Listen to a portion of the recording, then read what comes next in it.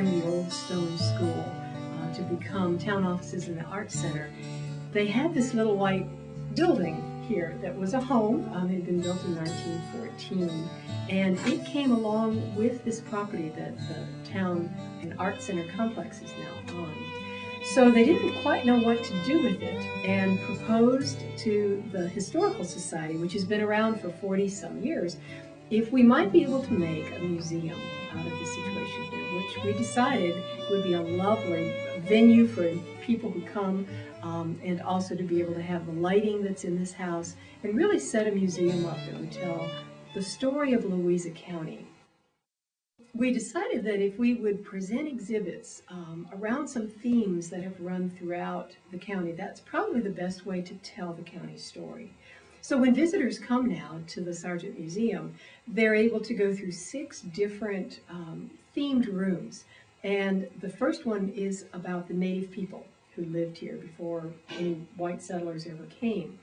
And the next exhibit is on the Revolutionary War and some of the key figures from Louisa County that were a part of that period in history. And then we have a room that's dedicated to the Civil War period. And we also serve as the orientation spot for the visitors who come to see the Trevilian's battlefield. And so we're the orientation spot for that as well.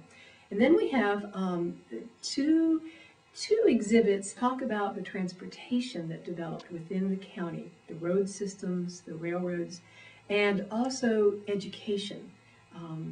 From the beginnings of times, there were schools here, but most of them were just private tutors in individual homes. And we begin with that and come all the way up through the public school system as we know that today. And then the final exhibit room is government. As it is in Louisa County, it's history, but it's a little broader than that. It also talks about Virginia as a state and some of the changes that have gone on in the laws that have governed us in the state and in the county.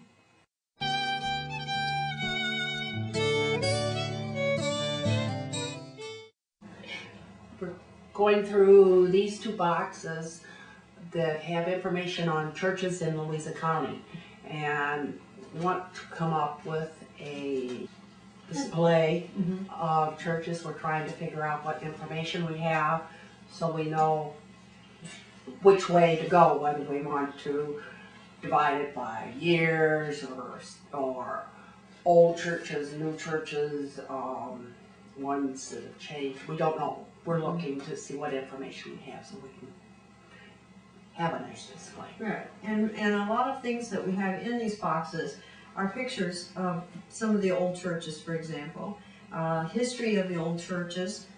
So we're just really going through, we have them in alphabetical order to determine, okay, what do we want to do with them? Do we want to take pictures, make copies of pictures to put in the display, maybe have a little bit of the history of the old churches? And so we're trying to determine what we have as far as information goes first, and then we'll determine how we'll do the display.